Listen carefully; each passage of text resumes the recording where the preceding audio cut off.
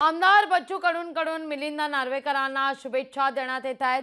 शिवसेनेसोबत असलेल्या कडूंच्या शिवसेना उद्धव बाळासाहेब ठाकरे पक्षाला शुभेच्छा देण्यात आलेल्या आहेत। चंद्रकांत पाटलांनी देखील नार्वेकरांना शुभेच्छा दिलेल्या आहेत। त्यामुळे नार्वेकरांचा विजय निश्चित मानला जातोय की काय अशी चर्चा आहे।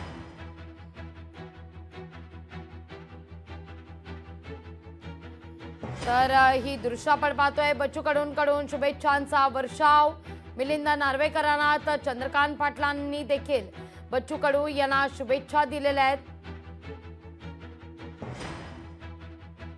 मिलिंद नार्वेकर सध्या साऱ्यांच्याच शुभेच्छा स्वीकारताना दिसत आहेत। मग सर्वपक्षीय आमदार असू दे किंवा सत्ताधारी पक्षातले हे स्वपक्षीय आमदार असू दे किंवा सत्ताधारी पक्षातले, या ठिकाणी शुभेच्छा मिलिंद नार्वेकर यांच्याकडून स्वीकारल्या जात आहेत। तर काही वेळापूर्वी चंद्रशेखर बावनकुळे आणि मिलिंद नार्वेकर यांच्यामध्ये देखील संवाद झालेला होता।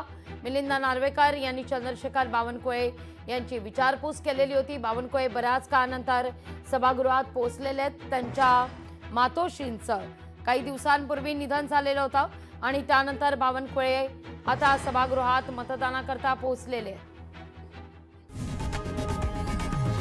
लोकशाही मराठी ऐका, पहा, जागरूक रहा।